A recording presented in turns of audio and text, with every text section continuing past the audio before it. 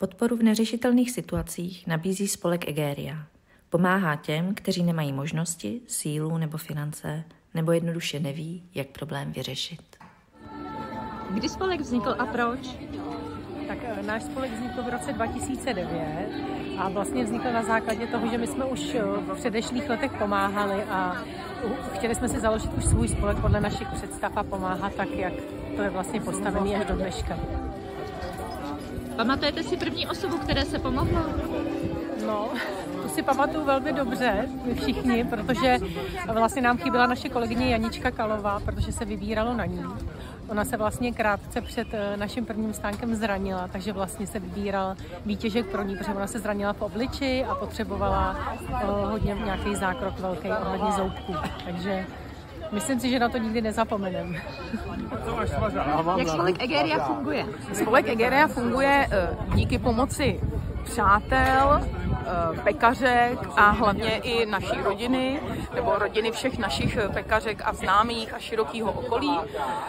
Přátelé a všichni dobrovolníci nám přinesou nějakou svoji dobrotu, kterou mají v rodině oblíbenou, k nám na stánek. Ty stánkové akce jsou 5krát do roka, konají se v Kadani. My ty dobroty prodáme a výtěžek věnujeme někomu, kdo pomoc potřebuje. Kde se o aktuálních projektech dozvíme? O aktuálních projektech nebo chystaných akcích našeho spolku se vždy s předstihem můžete dozvědět na Instagramu, Facebooku a nebo také na našich webových stránkách. Jak probíhala poslední akce?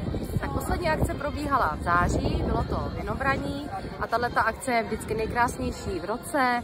Bylo nádherný počasí, měli jsme hodně zákazníků, hodně velkou tržbu a výtěžek byl prostě úžasný, takže za nás nejlepší akce a určitě bychom vás rádi pozvali zase na příští rok, abyste nás šli podpořit a podpořit někoho, koho podporujeme potom my. Pořádat další akci. Tímto bychom vás rádi pozvali na 10. února roku 2024, kdy bude v Kadani masopust a my se jako každý rok budeme účastnit a opět výtěžek budeme věnovat nějakému třeba handicapovanému dítěti. Proč název Egeria? Tak název Egeria je daný v rámci pověsti Kadaně. Ale vlastně ten nápad vznikl od Andrejky souseda Petra Hlaváčka, který je historik místní a vlastně, když jsme mu vyprávěli ten náš smysl toho našeho spolku, tak se mu to líbilo a on to s tou Egerií spojil, protože to byla víla, která pomáhala. Takže my mu vlastně za to děkujeme tomu Petrovi. Hluboko ve vlnách šumící Ohře se skrývá křišťálový hrad nymfy Egerie. Jde o tajemnou vládkyni a královnu celého Kadaňska. Jednou za 500 let v období slunovratu ustoupí vodní temnota a v čiré hladině lze spatřit onen nádherný hrad. V něm dřímá krásná pana Egerie.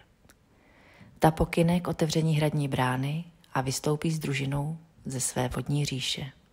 Prochází krajem a všude přináší pokoj a koná dobro. Pro spolek Egeria je pomoc dobrovolníků nepostradatelná. Dobrovolnická aktivita je prospěšná společnosti a rozvíjí tvou osobnost. Zapoj se i ty. Upeč něco dobrého, vyrob něco pěkného a přines to na další pořádanou akci. A nebo ještě líp, vyber si něco ze sortimentu, co stánek nabízí a kup to sobě nebo svým přátelům. Odkaz najdeš dole.